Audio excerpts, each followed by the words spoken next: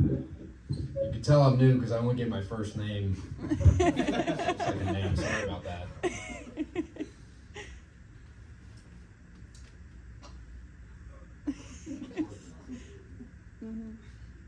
It's not as nice of a stash as Miles, but it's coming in. I was trying to think of a better mustache line, but they say I need to grow a better mustache first, so it's all right.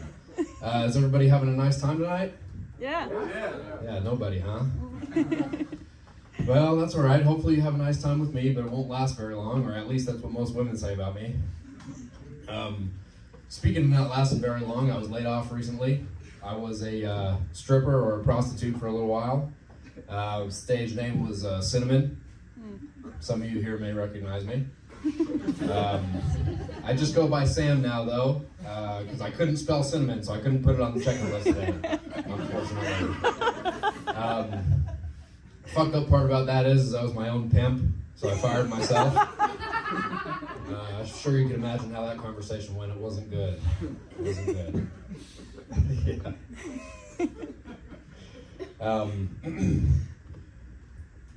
The reason I got in the pimp game is actually, on a serious note, is to put myself through college. Unfortunately, it didn't last very long. I got kicked out twice. The first time around was towards the end of the COVID time, so everything was still partially online. So the reason I'd gotten in trouble is because I didn't know how to silence my mic, and everyone heard my Pornhub in the background. So that was unfortunate.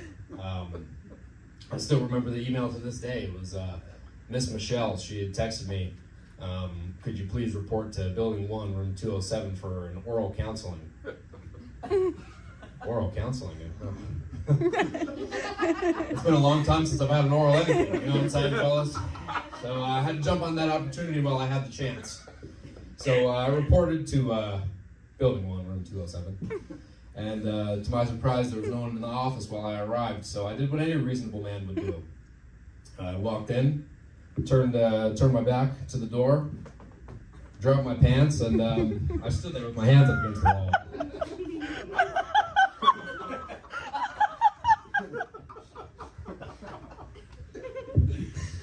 It's not that long. And to my surprise, I heard the door open, and it turns out that Miss Michelle was actually Mr. Michael. So I'm standing there with the old pecker out for an old man.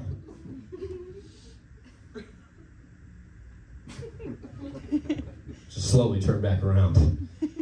And unfortunately, it looks like for misunderstandings like that, you do get kicked out of school. So there's that. Speaking of misunderstandings, I recently had a misunderstanding at work. I work taking care of sick people. I know I look sick enough myself. But one of my more prominent memories was of an older woman who had come in, and the guy who was in charge that day had asked me to take a temperature, and I thought it was a little odd. I didn't think it was necessarily the right setting for that, but who am I, right? He's in charge.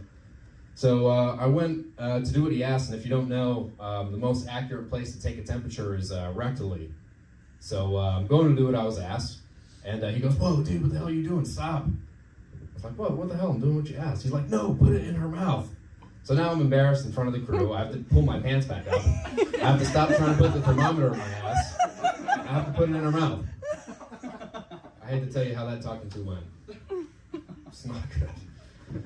Speaking of putting things in your ass, I've been talking a lot about it now. No, I'm not gay. Not that there's anything wrong with that. There's just no sugar in this tank. And yeah, I guess you could say I've had a couple questionable moments in my time, though. A buddy of mine and I just went on an escape room kick. No, that's not going where you think it is. You're sick people.